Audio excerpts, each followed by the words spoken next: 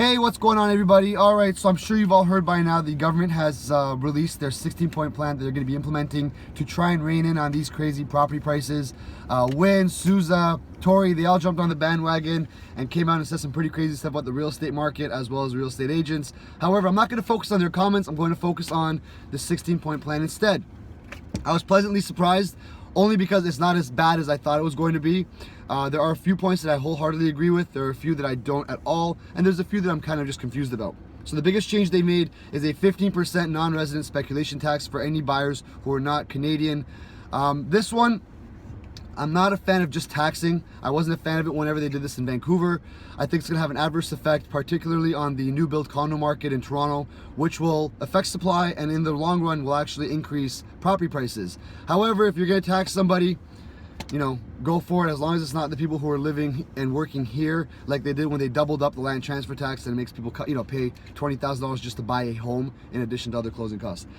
Expanded rent control that will apply to all private units in Ontario, including properties built after 1991. Not a fan of this as well, but we make do with the initial rent controls, and we'll make do with it now, with the new changes now. This one I love though. Updates to the Residential Tenancies Act to include a standard lease agreement, tighter provisions for landlords' own use evictions, and technical changes to the Landlord-Tenant Board meant to make this process fair, as well as other changes. Fair for who? The Landlord and Tenancies Act is completely biased towards the tenant. I think the entire act is for the tenant except for like 2 points. I've been on both sides of the fence. I've read the entire thing front to back. I don't understand what this has to do anything with housing prices, and I don't understand what they have to do with trying to squeeze this through. The landlords aren't the enemies here. I don't know why they're trying to make it more difficult for landlords, especially people who own 1 or 2 properties, not these mega huge 100-unit owners. But okay, landlords are the bad guys. Let's go with it, people. A program to leverage the service, the value of surplus provincial land assets across the province. It's a drop in the bucket. We should have done this years ago, but the more development, the better.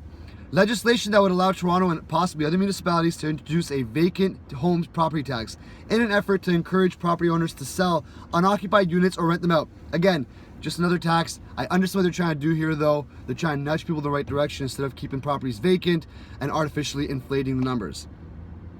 A 5-year, $125 million program aimed at encouraging the construction of new apartment rentals by rebating a portion of development charges. I'm all for this. However, I was hoping to see maybe a bigger program to include properties, not just rentals, because we have a supply crunch across the board when it comes to rentals, low, medium, and high density properties.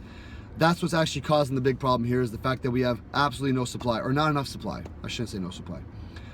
Flexibility for municipalities when it comes to using property tax tools to encourage development. Great, we need this. The more development, the better.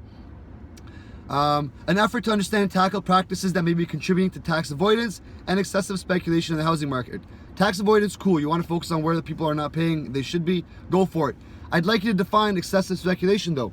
Speculation is going to happen anywhere you can make money. The stock market has speculators. I understand in the housing market, speculation is going to affect a lot more people, but I don't think it's having as drastic as effect as the newspapers and other people are making it out to be. You're grasping at straws here, but okay, go for it. Knock yourselves out. A review of the review of rules real estate agents are required to follow to ensure that consumers are fairly represented in a real estate transaction. We've got RICO for this. I think we're pretty fairly well governed, and if the government wants to get involved in it, I think it's going to be another toothless watchdog that's going to just create more hurdles, more hoops for us to jump through, and they're not really going to be able to do much with it. I think real estate agents on a whole are pretty good. Education for consumers on their rights, particularly on the issue of one real estate professional representing more than one party in a real estate transaction. Yes, I'm wholeheartedly for this. I've posted videos on this. I've said it before. I've said it again. I don't think a real estate agent should be able to represent more than one party in a regular residential transaction, especially when it's not a savvy buyer. And it's unfortunate the government feels the need that they need to get involved to educate people, but you know what? The more the better. If you're a real estate agent that believes they can represent a buyer and a seller to their full abilities in the same transaction, I'd love to hear your explanation why, because I truly don't think you possibly can. A partnership with Canada Revenue Agency to explore more comprehensive reporting requirements so that correct federal and provincial taxes, including income sales tax, are paid on purchases and sales of real estate in Ontario. Great. More unnecessary paperwork. Okay, I guess you're gonna push that one through. Go for it. Set timelines for elevator repairs to be established in consultation with TSSA.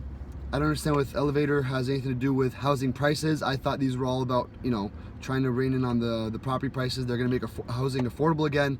Not really sure what this has anything to do with it, but, you know, I get it. It's frustrating if you live in an apartment and your elevator's always down. Let's go with it. Provisions that would require municipalities to consider the appropriate ranges of unit sizes in higher density residential buildings. Again, they want to have more involvement with it. I'm not a fan of it, but all in all, I don't think it's going to have a huge effect. I think it's kind of a little tax grab here and there, but I don't think it's as bad as everyone was making it out to be. Would love to hear what you think. Do you think this is what we needed? More taxes, more government involvement?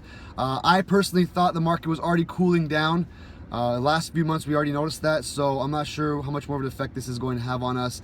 Would love to hear what you guys think. Comment on the video. If you need anything on my end, Jacob@SoldByJacob.com, or you can reach me on Facebook and Instagram @SoldByJacob. Have a good one.